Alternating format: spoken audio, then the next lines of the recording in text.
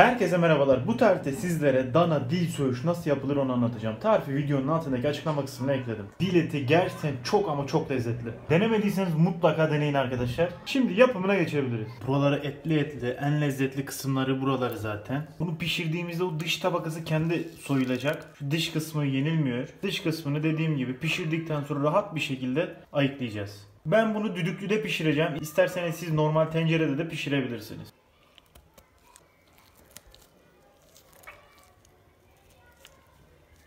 İç kısımları iyi pişsin diye ufak ufak delikler açıyorum.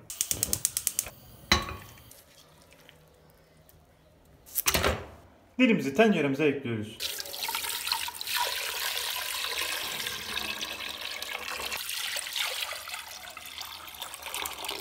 Su seviyesi dilin üzerini geçmesi gerekiyor.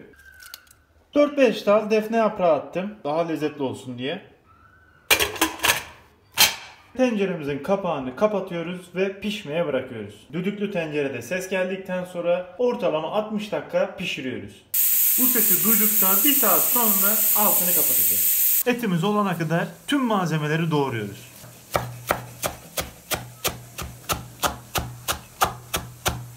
Bir demet maydanozu doğrayıp kenara alıyoruz. Aynı şekilde bir demet naneyi doğruyoruz.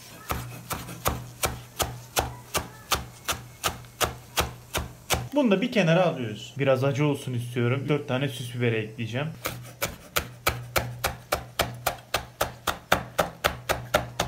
Bunları da bir kenara alıyorum. Soğan olmazsa olmazlardan. Soğanı büyük olduğu için ortadan daha sonra birleştiriyorum. Hem yeşil hem beyaz kısmı aynı anda gelsin diye. İnce ince doğruyorum.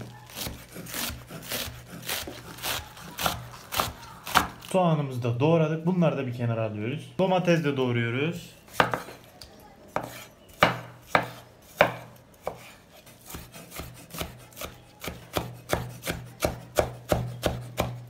Bunları da bir kenara alıyorum. Limonlarımı da hazır ediyorum. Tüm malzemeleri hazır ettim. Şimdi dilimi hazırlayacağım. Zaten bu lezzetlerin girdiği herhangi bir şey lezzetsiz olma ihtimali yok. Şimdi tencereyi açabiliriz. Bunun suyunu süzeceğiz şimdi. Dilimizi pişirdik. Tam tamına 1 saat pişti düdüklü tencerede. Suyunu süzdüm. Şimdi o dış kısmını çok rahat bir şekilde ayıkladığımı göreceksiniz. Emin olun yiyip yiyebileceğiniz en lezzetli etlerden bir tanesi. Gördüğünüz gibi.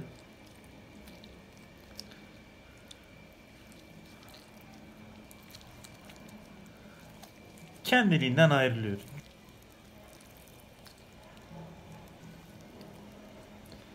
Altta kıpkırmızı et. Dilin o dış tabakasındaki kabuğunu aldık ve sonuç. Her tarafını göstermek istiyorum size. Kıpkırmızı oldu. Ve şu bölüm, şu gördüğünüz bölüm lokum gibi. Size kısaca şunu söyleyeyim. Gerçekten abartmıyorum. Yiyebileceğiniz en lezzetli etlerden bir tanesi. Dilim dilim doğruyorum ben bunu. Şu uç kısmını bir kenara alalım.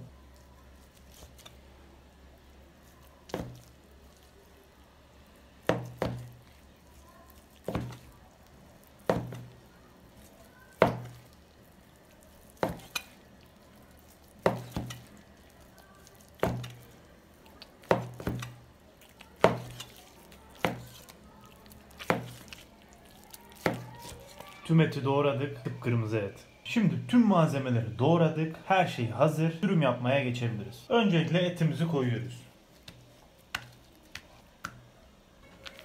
Nane ekliyorum. Maydanoz ekliyorum. Soğanımdan ekliyorum.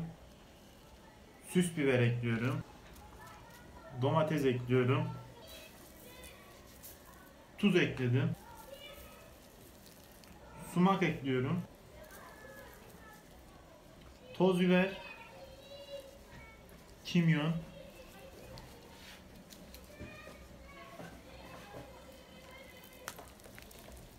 Ve limon sıkıyorum.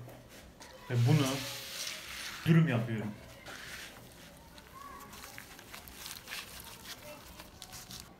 Efsane bir şey oldu.